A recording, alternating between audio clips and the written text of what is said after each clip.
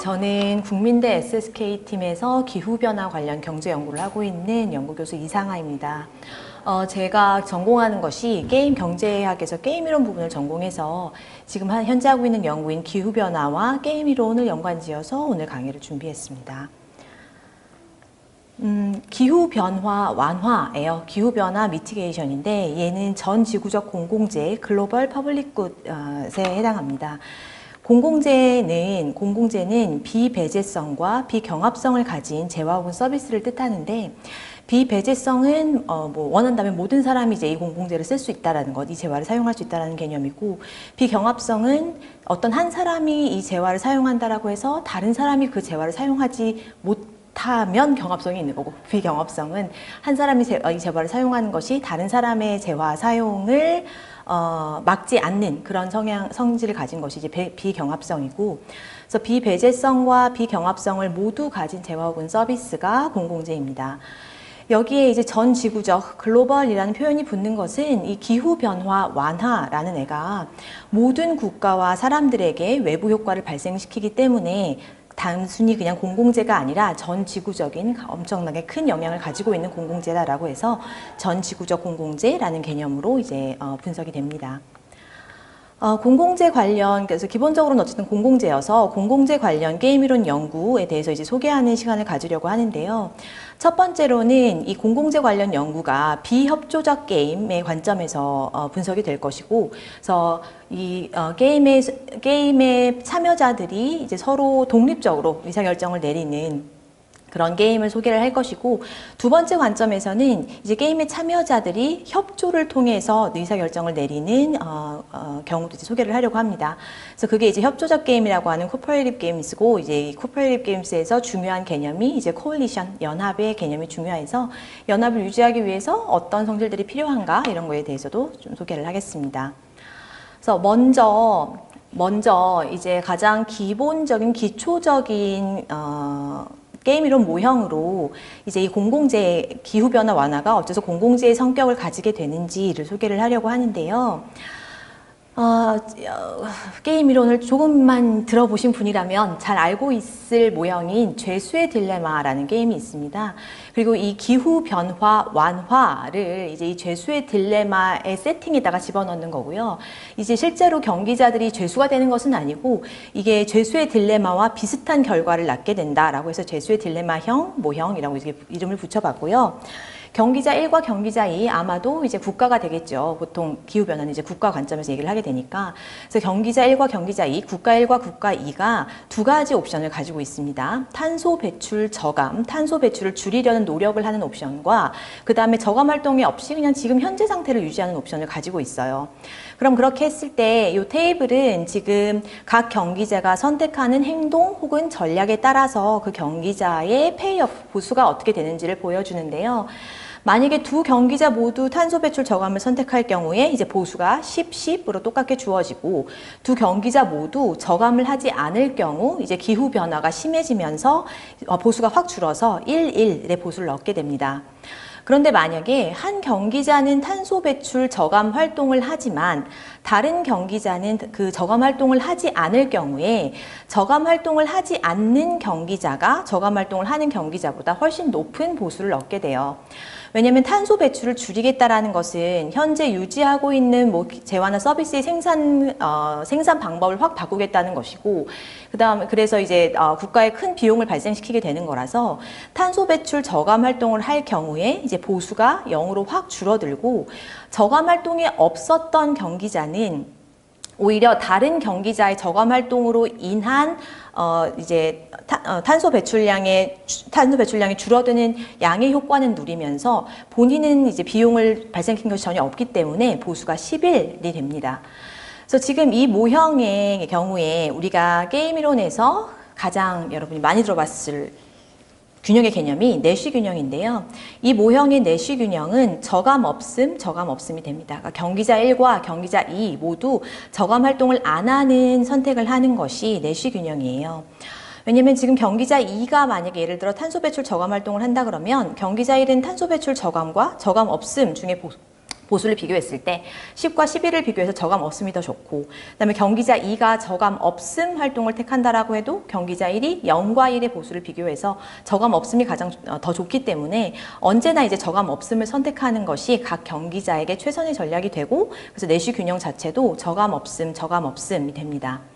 그런데 이것이 이런 모형에 이제 딜레마라는 이름이 붙은 것은 저감 없음이라는 균형이 발생했을 때 그때 그 경기자들이 얻게 되는 보수가 1의 보수를 얻게 돼요.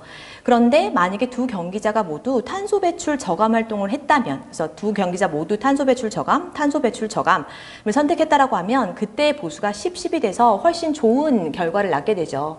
그런데 이제 두 경기자들이 각각 독립적으로 자신에게 최선인 것만 생각을 하면서 행동을 하다 보니까 저감 없음이라는 더 안 좋은 이제 결과를 얻게 돼서 이게 여기에 이제 딜레마라는 말이 붙게 되고요. 그 다음에 이제 만약에 우리가 이 탄소 배출 저감 문제를 공유지의 비극형 모형에다가 집어넣는다라고 하면, 이제 위에서 죄수의 딜레마형 모형은 두 명의 경기자가 딱 두 개의 행동, 두 개의 전략을 가지고 있는 게임이었다라고 하면, 공유주의 비극형 모형은 이제 N명의 경기자, 좀 일반화가 돼서 N명의 경기자가 있고, 그 다음에 전략 집합이 연속적입니다. 여기서 각 경기자가 선택하게 되는 전략은 2인데요. 2가 이제 탄소 배출량이에요. 이미션에서 탄소 배출량이고, 그 2를 어떻게 선택하느냐에 따라서 각 경기자 I의 보수 파이 I가 달라지게 되는데, 앞쪽에 있는 베타 I, 이 I 부분은 배출을 많이 했을 때 얻게 되는 혜택 부분이에요. 그러니까 탄소 배출을 많이 했다라는 것은 그만큼 뭔가 생산 활동을 많이 했다라는 것이고, 그 생산 활동을 통해서 얻게 되는 수입 부분이 베타 I 부분에 들어가게 돼서 그 부분 혜택 부분인데, 뒤에 이제 세타 I 뒤에 있는 부분을 보시면 E가 그 탄소 배출량 E가 이 I의 것에만 영향을 받는 것이 아니라 모든 경기자들, 그러니까 N이라는 경기자 집합에 속한 모든 경기자의 배출량의 합에 의해서 저 세타 I 함수는 정해지고, 저 세타 I 함수는 비용이에요. 탄소 배출이 많을수록 뭐 예를 들어 공기가 안 좋아지고 삶의 질이 떨어진다라는 거기서 오는 비용 부분이고, 이 비용 부분은 단순히 I만의 선택으로 이제 결정이 되는 것이 아니라 모든 경기자들의 선택의 합에 의해서 이제 결정이 됩니다. 그래서 이 공유주의 비극형 모형을 풀 때는 이제 뭐 각각의 경기자가 선택하는 이 I의 레벨을 풀기 위해서 뭐 first order condition 적용하고 그래서 문제를 풀면, 이때 발생하는 내시 균형이 사회적으로 최적인 배출량의 합보다 각각의 경기자가 더 많은 배출을 하게 됩니다. 왜냐하면 사회적인 이제 각 경기자가 자기 행동을 통해서 발생시키는 사회적인 비용은 내가 영향을 받는 부분, 그러니까 내가 나의 이미션 I, 이 I를 선택해서 내가 나의 비용에 영향을 끼치는 부분만 나는 고려를 하지만, 사실 나의 이 I가 나의 보수뿐만 아니라 다른 경기자들의 보수에도 영향을 미치게 되는데, 사회적으로 최적인 수준을 생각을 할 때는 내가 다른 경기자에게 미치는 그 외부 효과도 고려가 되지만, 내가 개인적으로 선택을 할 때는 그 외부 효과는 고려를 하지 않기 때문에 사회적으로 최적인 수준보다 더 많이 생산을 하게 되는 대표적인 이제 부정적 외부 효과가 나타나는 모형이 됩니다. 그래서 죄수의 딜레마형 모형이나 이제 이 공유주의 비극형 모형이나 이제 어떤 종류의 사회적 딜레마를 얻게 돼요. 이제 사회적 딜레마라는 표현은 경기자들 전체를 놓고 그 전체의 효용의 합을 극대화시키는 그 사회적 효용과 경기자들이 개인적으로 독립적으로 의사결정을 했을 때 도달하게 되는 그 균형에서의 효용의 합을 비교해서, 만약에 개인적인 의사결정에 의해서 도달하게 되는 그 효용의 합이 사회적으로 최적인 수준보다 낮다라고 하면 이제 그 부분을 사회적 딜레마라고 부릅니다. 가장 좋은 것은 이 사회적으로 최적인 수준에 도달하는 것인데, 개인적으로 의사결정을 하다 보니까 사회적 딜레마 상황이 발생을 하게 돼요. 그러면 이 사회적 딜레마 상황은 가능하면 우리가 피하고 싶은 상황이니까 어떤 식으로 피할 수 있는가를 생각을 해보면, 이제 게임 이론을 수업을 듣다 보면 가장 먼저 얘기하게 되는 해결 방법으로 무한 반복 게임을 들 수 있습니다. 앞에서 소개했던, 예를 들어 앞에서 소개했던 죄수의 딜레마형 모형을 많이 반복한다라고 생각을 해볼게요. 여러 기에 거쳐서 많이 반복하는 모형이 이제 반복 게임이고요. 그래서 맥이 같은 스테이지 게임을 무한히 반복할 경우 맥이 사회적으로 최적인 선택을 하는 부분 게임 안전 균형이 존재할 수 있다라고 되어 있는데, 무한 반복 게임이라는 표현은 저 스테이지 게임을, 그러니까 죄수의 딜레마 게임을 스테이지 게임으로 삼아서 그것을 무한히 많이 반복하는 게임입니다. 이 무한반복 게임을 통해서 우리가 사회적으로 최적인 선택을 하는, 그래서 이제 죄수의 딜레마 게임이었다라고 하면 그냥 한 번 게임을 했을 때는 내시 균형이 저감 없음 이었지만, 사회적으로 최적인 선택은 탄소 배출 저감 없음, 탄소 배출 저감 없음이 이제 사회적으로 최적인 선택인데, 만약에 이 죄수의 딜레마형 모형을 무한히 많이 반복할 경우에 매번 탄소 배출 저감 없음이 선택되는 균형이 존재할 수 있습니다. 그래서 이런 균형이 가능해지는 이유는 이제 앞 스테이지에서 협조 약속이 지켜졌는지 여부에 따라서 이번 기회 협조 혹은 징벌을 통해서 이제 다음 기회 이제 우리가 전략을 좀 더 장기적으로 만들 수 있기 때문에 가능해지는 건데요. 그러니까 과거에 일어났던 일을 바탕으로 해서 현재의 행동을 선택하는 이런 전략이 반복 게임에서는 가능해지고요.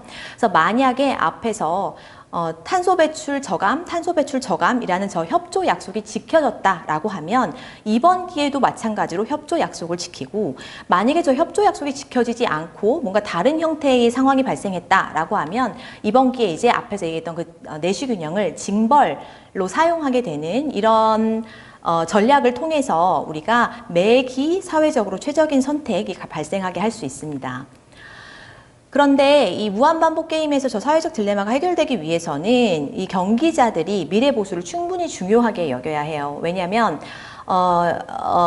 그러니까 징벌을 바탕으로 해서 다음 기회에 우리가 협조한 약속을 지키지 않으면 다음 기회에 징벌이 발생할 거야 라고 해서 이 징벌을 바탕으로 해서 징벌의 위협을 통해서 협조 약속이 지켜지게 하는 것인데, 징벌은 다음 기회에 발생하고 만약에 이번 기회에 협조 약속을 지키지 않으면 이번 기회에 나의 보수가 올라갈 수 있겠죠. 그렇기 때문에 다음 기회에 발생할 징벌이 충분히 중요하게 여겨져야만 저 협조와 징벌 전략이 통하게 됩니다.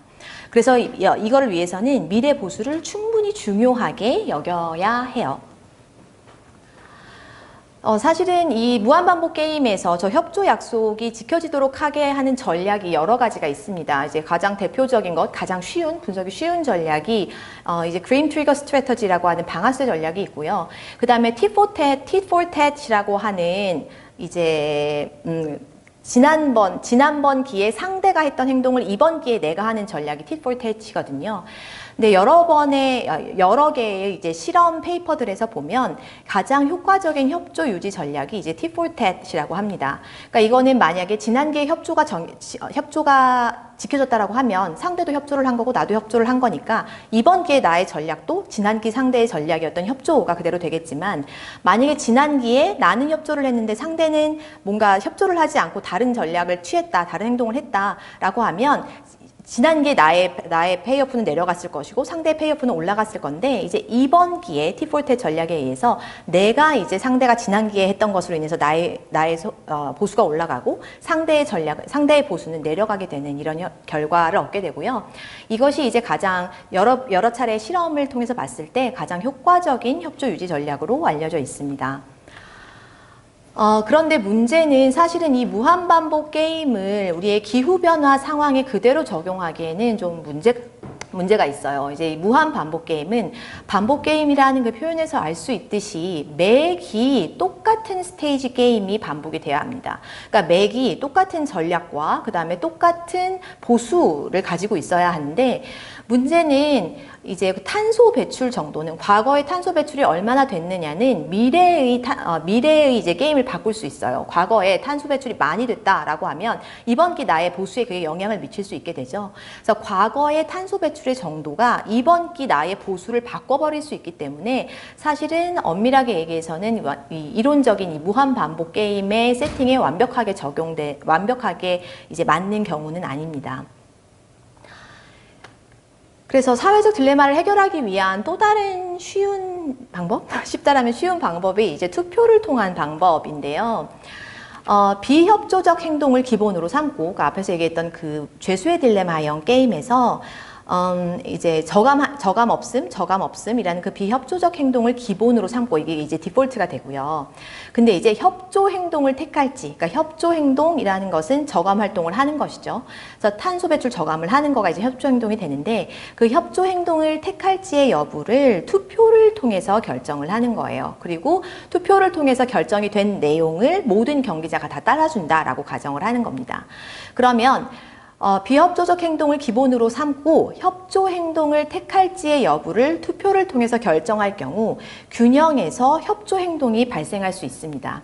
왜냐하면 비협조적 행동을 기본으로 삼았기 때문에 어쨌든 우리는 기본적으로 만약에 기본적으로 이제 비협조적 행동에서 얻게 되는 보수인 1을 가지고 있고, 근데 만약에 투표를 통해서 우리가 협조 행동이 가능해지면 우리의 보수가 훨씬 올라가게 되는 것이고, 투표를 통해서 협조 행동이 만약에 가능해지지 않는다라고 해도 기존의 이제 비협조적 행동이 그대로 발생하게 되는 거라서 이 투표가 이제 모형에 소개가 되면 경기자들은 좋아지기만 할 수 있어요.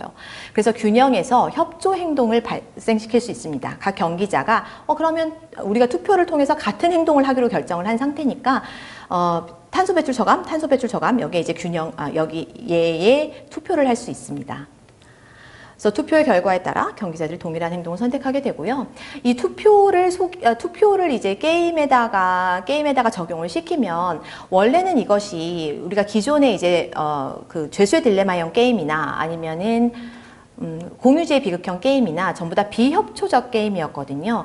우리가 이제 나의 개인적인 보수를 극대화하는 선택을 독립적으로 하는 비협조적 게임이었는데 투표라는 저 세팅이 적용이 되면서 사람들의 행동이 동일해지는 거죠. 그래서 협조적인 결과를 발생시키는 게임이 되고, 그래서 얘네들이 이제 같은 코올리션처럼 연합처럼 묶이면서 이제 협조적인 결과가 발생이 되게 됩니다. 그런데 문제는 이게 또 이제 기후변화 문제에다 적용을 시키려고 하면 그렇게 쉽지가 않아요. 그러니까 다른 공공재 같은 경우에는, 다른 종류의 공공재 같은 경우에는 투표를 통해서 우리가 더 적합한 공공재의 공급량을 확보할 수 있는데, 기후변화 문제 같은 경우에는 이제 경기자들이 국가들이고 국가들이 이 투표의 결과를 따른다라는 것은 자기의 주권을 포기하게 되는 결과가 되기 때문에 사실은 그 결과에 따르도록 강요하는 것이 쉽지가 않아서 이 투표 과정을 기후변화 그래서 여기 탄소 배출 저감 여기에다 적용시키기는 쉽지 않습니다.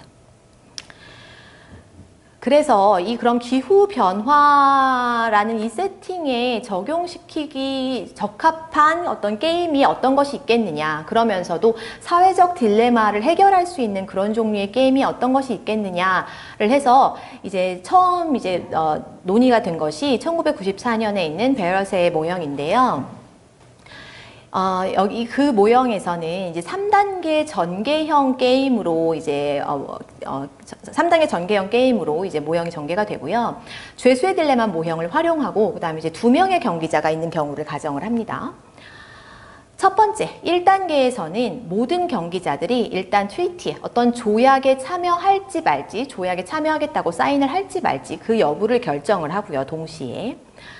2단계에서는 조약에 참여하기로 결정한, 1단계에서 조약에 참여하기로 결정한 경기자들이 탄소 배출 저감과 저감 없음, 저 두 개의 행동 중에 하나를 선택을 하고, 그 다음에 3단계로 넘어오면 조약에 참여하지 않은 경기자들이 이번에는 탄소 배출 저감과 저감 없음을 결정을 합니다. 그래서 3단계 전개형 게임, Extensive Form 게임이고요. 이 전개형 게임 같은 경우에는 사용하게 되는 균형의 개념이 이제 부분 게임 완전 균형이라는 균형의 개념을 사용을 하고, 이 부분 게임 완전 균형을 찾을 수 있는 방법으로 지금 끝이 있는 게임이기 때문에 3단계로 끝나는 게임이기 때문에 우리가 Backward Induction을 사용할 수 있습니다. 역진귀납법을 사용할 수 있어요. 그럼 3단계부터 어떤 행동이, 역진귀납법의 개념은 가장 마지막 단계에서 시작해서 어떤 행동이 발생할지를 파악을 하고, 그 다음에 나머지 행동들, 각각의 단계에서 발생하지 않을 나머지 행동들은 지워버리고, 그 다음에 윗단계로 올라가면서 최종적으로 어떤 행동이 발생하게 될지를 보는 게 이제 역진귀납법인데요. 그래서 먼저 3단계부터 살펴보면, 마지막 3단계부터 살펴보면, 3단계는 조약에 참여하지 않은 경기자들이 탄소 배출 저감과 저감 없음 중에 이제 의사결정을 하는 단계고요. 조약에 참여하지 않은 경기자들은 애초에 저 탄소 배출 저감 활동을 할 의지가 없는 사람들이어서 내시균형 전략이었던 이제 저감 없음을 선택을 할 거예요.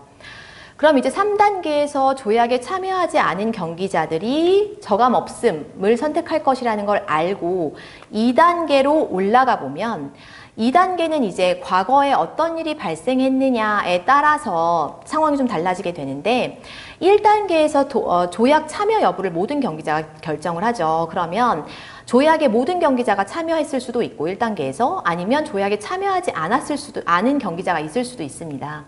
만약에 2단계로 올라갔을 때 만약에 1단계에서 모든 경기자가 조약에 참여한 상태라고 하면 모든 경기자가 조약에 참여한 상태라고 하면 조약에 참여했다라는 것은 우리가 사회적 딜레마를 해결하겠다라는 그 의지가 있는 사람들이니까 탄소 배출 저감을 선택을 할 거예요. 근데 만약에 조약에 참여하지 않은 경기자가 있었다라고 하면 내가 지금 탄소 배출 저감을 2단계에서 내가 탄소 배출 저감을 선택한다라고 해도 3단계로 넘어갔을 때 저 조약에 참여하지 않은 경기자들이 저감 없음을 선택할 거여서 그럼 나의 보수가 10에서 이제 0으로 뚝 떨어지게 되기 때문에 만약에 조약에 참여하지 않은 경기자가 있었다라고 하면 저감 없음을 선택하게 될 거예요. 그리고 이걸 아는 상태로 1단계로 올라가서 어떤 일이 발생할지를 보면 이제 1단계는 모든 경기자들이 이제 동시에 조약을 참여를 할까 말까를 이제 독립적으로 결정하는 단계인데요. 이제 경기자들이 앞에서 이제 백월드 인덕션을 통해서 2단계와 3단계에 무슨 일이 일어나는지를 보면 알 수 있는 것이 만약에 2단계로 넘어갔을 때 모든 경기자들이 조약에 참여했다라고 하면 탄소 배출 저감이 선택돼서 보수, 10의 보수를 각각 얻을 수 있을 것이고 만약에 조약에 참여하지 않은 경기자가 한 사람이라도 있다라고 하면은 저감 없음이 선택이 돼서 1의 보수를 얻을 거라는 걸 알아서 이 10의 보수와 1의 보수를 비교를 해보면 당연히 10의 보수가 좋으니까 1단계에서 모든 경기자들은 조약 참여를 선택을 합니다. 그래서 1단계에서 모든 경기자들이 조약 참여를 선택해버리면 이제 다시 2단계로 넘어갔을 때 모든 경기자가 조약에 참여했으니까 모두가 배출 저감을 선택하게 될 것이고 이제 3단계는 없어지게 되는 거죠. 그래서 균형에서 이 부분 게임 완전 균형에서 모든 경기자는 저 조약에 참여하게 되고 그리고 탄소 배출 저감이 발생을 하게 됩니다. 그래서 우리가 원하는 그 사회적으로 최적인 상태가 달성되는 상태가 되고요. 만약에 이 게임을 이제 2명의 경기자라는 세팅은 유지한 상태에서 아까 얘기했던 공유지의 비극형 모형에다가 적용을 시키게 돼서 연속적인 전략 집합에서 의사결정을 내리는 경우라고 해도 이 경우에도 이제 역시나 여기다가 그 세팅에다가 조약 참여 게임을 적용을 해도 역시 사회적으로 최적인 배출이 달성된다는 것을 저 바렛의 페이퍼에서 볼 수 있습니다. 그런데 이제 문제는 이 조약 참여 게임이 가장 간단한 세팅에서는 2명의 경기자만 존재하는 경우로 보게 되고 이게 딱 2명의 경기자만 존재하게 되기 때문에 사실은 모든 경기자가 조약에 참여한다라는 결론에 도달하게 돼요. 만약에 여기서 경기자가 2명이 아니라 더 여러 명으로 늘어나게 되면 그리고 실제로 기후변화 이제 이 게임에서는 모든 국가가 경기자가 되니까요. 2명의 경기자보다 훨씬 많은 수의 경기자가 되죠. 그래서 이게 만약에 경기자의 수가 여러 명이 되면 어떤 일이 발생할 것인가를 얘기하기 위해서는 우리가 연합의 콜리션의 콜리션의 개념을 이제 얘기를 해줘야 합니다. 이제 우리가 다수의 경기자가 2명이 아니라 다수의 경기자가 있을 때에도 만약에 탄소 배출 저감을 원한다라고 하면 그 다수의 경기자 중에 최소한 일부가 하나의 목적을 가지고 행동하는 연합처럼 행동을 해줘야 돼요. 그래서 연합을 구성해서 이제 탄소 배출 저감, 우리의 글로벌 퍼블릭 굿인 저 탄소 배출 저감을 공급을 하게 되는데 그래서 연합이 그러면 실제로 탄소 배출 저감을 공급하기 위해서 혹은 글로벌 퍼블릭 굿을 공급하기 위해서 어떤 성질을 가져야 하는가를 얘기를 해볼 때 이제 self-enforcing coalition이라는 개념이 또다시 바렛에 의해서 1990년에 이제 최초로 소개가 됩니다. 저 self-enforcing이라는 말은 우리가 coalition이 이제 어떤 연합을 맺은 거예요. 뭔가의 목표를 가지고 그 목표를 달성하기 위한 연합을 맺은 것인데 그러면 그 연합에 가입한 사람들이 실제로 그 목표를 이룰 수 있어야겠죠. 그래서 self-enforcing coalition은 연합에 가입한 사람들이 그 연합의 목표를 실제로 이룰 수 있도록 하는 그 연합은 어떤 성질을 가지는 것인가. 이게 이제 self-enforcing coalition에서 얘기를 해주는 거고요. 이게 연합이 약속한 저 공공재의 공급량을 지키면 이제 셀프 인포싱 콜리션이 됩니다. 처음에는 나도 공공재가 혹은 탄소 배출 저감을 해야 된다라고 생각해서 연합에 가입을 하기는 했지만, 연합에 들어가긴 들어갔지만, 만약에 뭔가의 이유로 그 연합에 들어간 것을 내가 취소해 버린다라고 하면 걔는 셀프 인포싱이 안 돼요. 연합의 목표를 달성하지 못한 상황이 되니까요. 그래서 연합이 약속한 공급량을 지키도록 하는 것이 이제 셀프 인포싱 콜리션이고요. 얘는 이제 연합이 얼마나 안정적인가의 개념이 돼요. 저 셀프 인포싱 콜리션을 그냥 말로 풀어서 설명을 하면 이제 연합에 속한 경기자가 있고 연합에 속하지 않은 경기자가 있을 것인데, 저게 안정적이다라는 말은 뭔가 현재의 상태가 그대로 유지가 돼야 된다라는 뜻이거든요. 그래서 연합에 속한 애도 그 연합에 속한 상태에서 벗어나고 싶지 않고, 그 다음에 연합에 속하지 않은 경기자도 연합에 속하지 않은 상태에서 벗어나고 싶지 않아 하면 그게 이제 셀프 인포싱이 됩니다. 그래서 연합에 속한 경기자는 연합에서 탈퇴해서 보수를 높일 수 없어야 하고, 그 다음에 연합에 속하지 않은 경기자는 또 다시 연합에 가입을 해서 보수를 높일 수 없는 상태의 어떤 조약 혹은 연합의 상태가 이제 셀프 인포싱 콜리션이 돼요. 그런데 아쉽게도 우리가 저 연합 셀프 인포싱 콜리션을 분석을 했을 때 협동의 모순, paradox of cooperation 혹은 안정성의 역설, stability의 딜레마를 라는 결과를 마주하게 됩니다.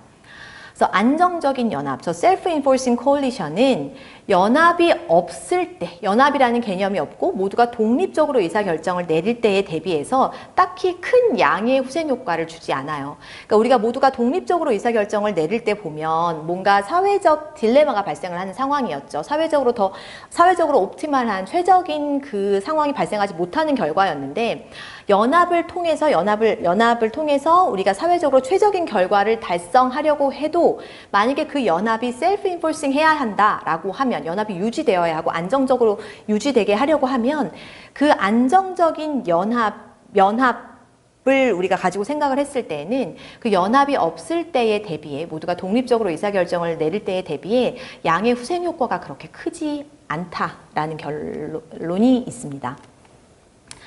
얘는 왜냐하면 첫 번째 이유는 안정적인 연합의 규모가 너무 작아요. 그러니까 전체 그 다수의 경기자들에 비해서 그 안정성을 확보하려고 하면 그 연합의 규모가 너무 클 수 없습니다. 너무 클 수 없고, 그 다음에 만약에 연합의 규모가 크다라고 할 때에는 애초에 그 협동의 효과가 크지 않은 상황에서만 연합의 규모가 커질 수 있어서, 안정적인 연합이어야만 우리가 원하는 효과를 얻을 수 있는데, 그런데 그 원하는 효과를 얻었다라고 해도 그것이 그렇게 큰 양의 후생 효과가 발생하지 않는다라는 저 모순 혹은 역설을 얻게 되고요.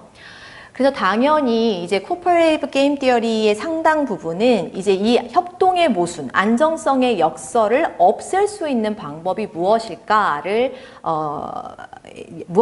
대한 연구가 이제 다수 있습니다. 그래서 저 안정성의 역설을 해결하는 방법으로 어떤 것이 있을까를 생각을 해보면, 안정성의 역설을 해결한다는 뜻은 셀프 인포싱, 그러니까 안정적이면서도 그 규모가 충분히 크고, 그러면서 그 연합을 통해 연합을 구성해서 얻게 되는 양의 후생 효과도 충분히 크게 커지는 그런 연합이 발생하게 되면 그게 이제 안정성의 역설이 해결되는 경우인데요. 굉장히 다양한 방법으로 저 안정성의 역설을 사실은 해결할 수 있고, 그 다양한 방법이 현실에서 우리가 적용할 수 있는 방법과 크게 맞닿아 있어요. 그래서 가장 먼저 언급된 방법은 소수의 경기자가, 애초에 이제 셀프 인포싱한 연합이려고 하면은 경기자의 수가, 그 연합에 속한 경기자의 수가 많을 수 없다라고 했으니까, 그러니까 소수의 경기자가 자기가 먼저 커미트를 하는 거예요. 우리는 이만큼의 공공재를 공급할 거야 하고 먼저 보여줍니다. 먼저 보여주면서 다른 경기자들도 너네도 와 하고 연합으로 유인을 하는 거예요. 근데 이제 이 과정에서 사이드 페이먼트가 필요합니다. 연합으로 오라고 돈을 조금 줘야 해요. 돈을 조금 줘야, 그러니까 추가적으로 이제 돈을 좀 주면 이제 다른 경기자들이 연합으로 유인이 돼서 연합의 규모가 커지면서도 안정적인 상태를 유지할 수 있고요. 이제 돈을 좀 주게 되는 그 상황에서 돈을 주는 그 경기자들도 사실은 이제 이 양의 후생 효과, 더해지는 양의 후생 효과로 인해서 연합이 없을 때보다는 더 좋은 후생을 얻게 됩니다. 좋은 보수를 얻게 돼요. 그 다음에 경기자들이 애초에 타고난 선호가, 경기자들이 가지고 있는 선호가 공평성이나 상호 호혜에 대한 선호를 가지는 경우. 그러니까 기본적으로 이 공공재의 문제는 그 음의 부정적인 외부 효과가 발생하게 되는 문제가 되는 건데, 만약에 이 경기자들이 공평성을 중요하게 여기거나 아니면 다른 사람한테 이제 어떤 혜택을 주는 그 상호 호혜에 대한 선호를 가지고 있다라고 하면은, 그럼 그 경우에도 연합의 규모가, 이 안정적인 연합의 규모가 커질 수 있습니다. 애초에 부정적인 외부 효과가 그렇게 크지 않게 되기 때문에 연합의 크기가 커질 수 있어요. 안정적인 연합의 크기가. 그 다음에 공공재로부터 얻는 이득이 불확실하고, 그 다음에 경기자들이 위험 기피적일 때, 그러니까 우리가 지금 얘기하고 있는 사실 공공재라는 것이 기후변화 위협인 거거든요. 그리고 공공재는 이제 기후변화 위협을 줄이려고 하는 탄소 배출 저감이라고 했을 때, 우리가 탄소 배출 저감을 한다라고 해서 그게 나의 후생에 미치는 영향이 확실하지가 않고 좀 불확실성이 크고, 그 다음에 경기자들이 그런 불확실성을 싫어하는 위험 기피적인 사람들인 경우에 연합을 통해서 커다란 연합을 통해서 이제 탄소 배출 저감을 확실하게 공급하려고 하는 그런 유인이 생기고요. 그래서 이 경우에도 안정적인 연합이 가능합니다. 그 다음에 이 동일하지 않은 경기자들, 앞에서 봤던 그 간단한 모형에서는 사실 경기자들이 다 똑같은 보수를 가지고 있는, 그래서 경기자들이 이제 호모지니어스한 동일한 경우를 가정을 했었는데요. 근데 이제 실제로 기후변화에 대한 얘기를 할 때에는 이 국가들이 전부 다 너무 차이가 많죠. 그러니까 얼마나 탄소 배출을 하고 있느냐, 그 다음에 얼마나 지금 이미 개발이 되어 있는 상태냐, 이런 여러 가지 측면에서 다 동일하지 않은 측면이 많고요. 그래서 동일하지 않은 경기자들이 있는 경우에 사이드 페이먼트를 조합시키게 되면, 그러면 안정적이면서도 규모가 큰 연합이 가능합니다. 동일하지 않은 경기자들, 헤테로지니어스한 경기자들이 있으면서도 만약에 사이드 페이먼트를 조합하지 않으면, 그럴 때는 안정성을 이제 우리가 얻을 수가 없어요. 안정성의 역설을 해결할 수가 없습니다. 그리고 또 한 가지 많이 언급되는 방법이 이제 무역 제한의 방법이에요. 무역 제한이라는 방법은 우리가 연합에 속한 애들한테만 무역을 할 때 어떤 특혜를 주고, 연합 바깥에 있는 애들과는 무역을 할 때 좀 힘들게 하겠다. 이게 이제 무역 제한의 아이디어인데요. 얘는 이제 요즘 많이 얘기되고 있는 탄소 유출의 개념과 연관이 됩니다. 탄소 유출이라는 개념은 뭐냐면, 만약에 어떤 국가는 기후변화 위협을 크게 중요하게 여겨서 탄소 배출을 자기가 줄여요. 그래서 자기가 탄소 배출을 줄이기 위해서 배출 집약적인 재화의 생산을 줄이면 이제 전 지구적으로 그 재화의 생산이 감소되면서 가격이 오르는 효과가 있고요. 그런데 그 가격이 오르는 효과를 보면 탄소 배출을 줄이지 않은 다른 국가에서는 제가 재화 더 비싸졌네, 내가 더 많이 팔아야지 해서 그 재화의 증산을 하게 됩니다. 그러면 이 탄소 배출을 줄이지 않은 국가가 수입도 증가하고 동시에 그 재화를 더 많이 생산하다 보니까 탄소 배출량을 상승시켜요. 그래서 저 탄소 유출이라는 개념은 탄소 저감 노력을 하지 않는 국가가 탄소 저감 노력을 하는 국가의 선택으로 인해서 본인은 좋아지고, 개인적으로는 좋아지고, 전 지구적으로는 이제 안 좋은 결과를 낳게 되는 개념이 되고요. 그래서 이 탄소 유출을 좀 제한해보고자, 막아보고자 이제 탄소 국경세를 요새 논의가 되고 있죠. 그리고 또 한 가지 방법은 연합에 속한 경기자에게만 기술을 이전하는 방법이에요. 그러니까 기후변화에 대한 대응 방법으로 단순히 그냥 탄소 배출을 줄인다 이것뿐만 아니라 그 탄소 배출을 줄일 수 있는 기술을 개발하는 것, 그래서 우리가 그린 테크놀로지라고 하는 그 탄소 배출을 줄일 수 있는 기술을 개발하는 것에도 이제 관심이 많은데, 당연히 국가들의 그 수준에 따라서, 기술 수준에 따라서 그 기술을 개발할 수 있느냐 없느냐 여부가 많이 달라지게 되는데요.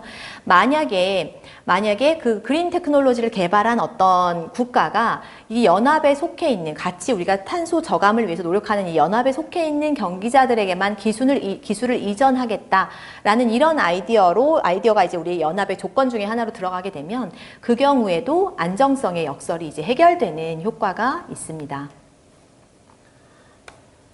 그래서 마지막으로는 교토의정서를 한번 게임이론의 관점에서 지금까지 얘기했던 게임이론의 관점에서 소개를 해보려고 평가를 해보려고 합니다. 그래서 지금 유지하고 있는 게 파리협정이 아니고요. 이제 교토의정서예요. 과거에 했던 교토의정서, 약간 실패한 체계로 이어지고 있는 교토의정서인데요.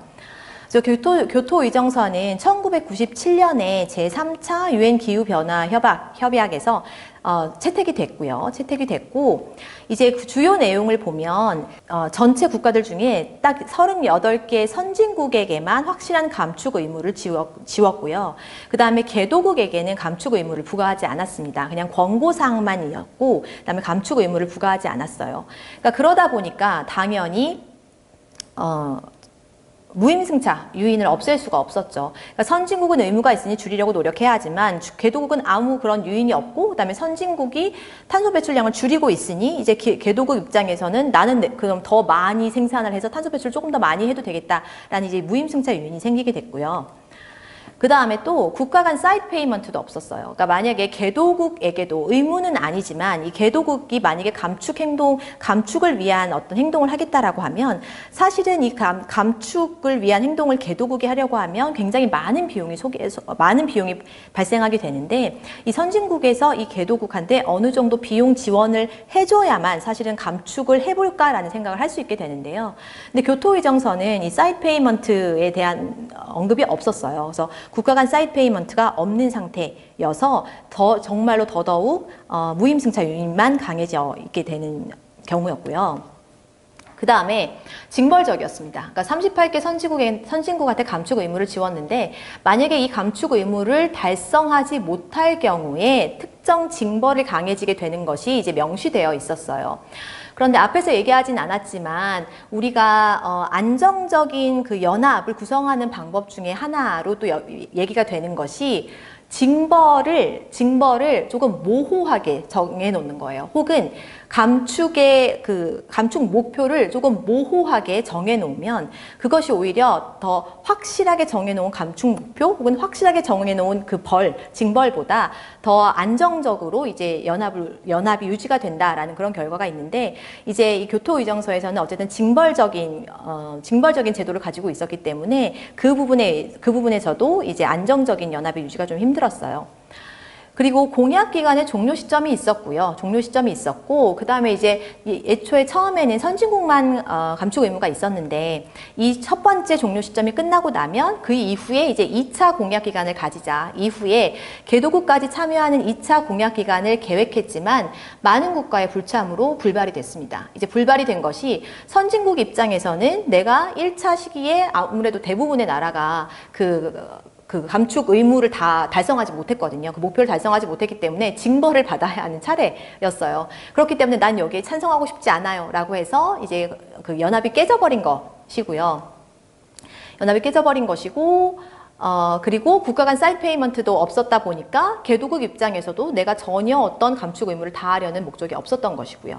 그래서 교토의정서는 사실은 그 연합의 안정성이라는 그 측면에서 아쉬움이 많은, 그 측면에서만 평가를 한다라고 하면 이제 아쉬움이 많은 협약이었습니다. 하지만 이제 이게 거의 최초의 협약이었던 거기 때문에 지금 현재 이런 그 아이디어만으로 평가할 수는 없는 거고요.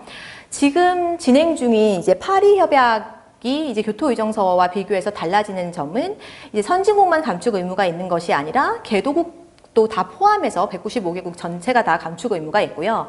그 다음에 사이드 페이먼트가 가능합니다. 이 사이드 페이먼트가 실제로 돈을 주는 것, 그 다음에 기술 이전을 해주는 것도 가능해요. 그래서 아까도 앞에서 얘기했다시피 사이드 페이먼트나 아니면 어떤 종류의 기술 이전이 있는 경우에 이제 연합의 안정성이 조금 더 공고해진다라고 했죠. 실제로 이 사이드 페이먼트가 현실에서 어떤 식으로 발생할 수 있을지, 그리고 얼만큼의 사이드 페이먼트가 주어질 수 있을지는 사실은 현실적으로는 좀 얘기하기 어려운 문제예요. 어쨌든 뭐 미국이 다른 나라한테 돈 좀 주세요 이렇게 얘기하면 그게 쉽지는, 그 얼마나 줄지 이런 거 결정하기가, 실제로 줄지 얼마나 줄지를 결정하기가 쉽지는 않을 테니까요. 그리고 일단은 징벌적이지도 않습니다. 지금은 현재로서는 아직 징벌적이지 않은 상황이고요. 그 다음에 공약 기간에도 종료 시점이 없이 그냥 계속 점진적으로 발전해 나가는 것으로 되어 있습니다. 그래서 파리 협약은 교토의정서에 비교해서는 앞에서 우리가 게임 이론에서 얘기했던 그 연합의 안정성을 유지하기 위한 여러 조건들을 가지고 있어요. 그래서 하지만 여전히 아직도 사실 그 목표를 다 달성하기에는 어려움이 있는 것처럼 보이고 이제 또 다른 어떤 게임 이론의 이론을 적용해서 추가적으로 할 수 있는 게 무엇인가를 좀 생각을 해봐야 하는 시점이라고 생각합니다. 이상입니다.